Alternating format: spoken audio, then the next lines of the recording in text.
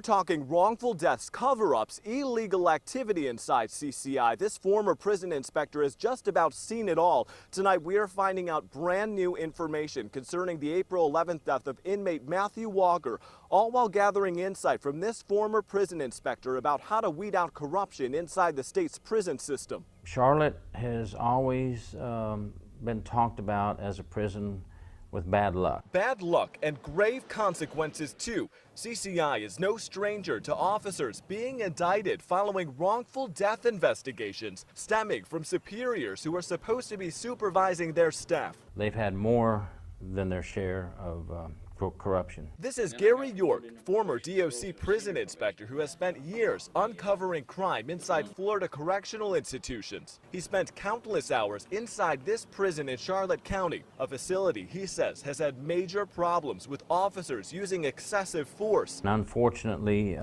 those type of events seem to still be going on now, decades later. Only NBC2 confirmed through sources that several officers are on leave following the death of this man, Matthew Walker, beaten while handcuffed until dead, we're told. Now we've learned one officer has been fired from CCI, Lieutenant Tyler Triplett. The state confirmed they terminated Triplett, but won't tell us if it's connected to this death case. Sources say the lieutenant provoked Walker the night of his death. The officer had no comment when we went to his home today. A lot of officers at that prison have unfortunately lost their jobs because of excessive force. York says this could end up being an example of three things he says officers aren't learning. When force should be used, how force should be used, and when force should be stopped. Many times, York claims force continues by CCI officers long after it should, and it's turned deadly in the past, most notably the Edwards case in 1997, an inmate beaten over a period of 5 days. Strapped down to a metal bunk with leather restraints,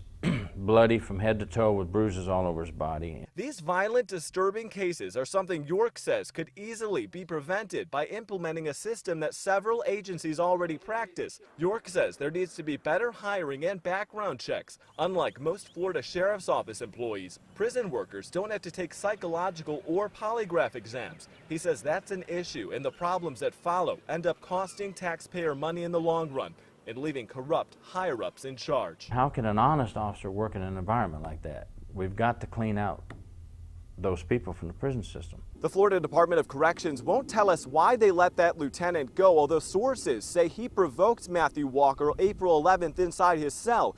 The agency also will not give us any information about officers on leave.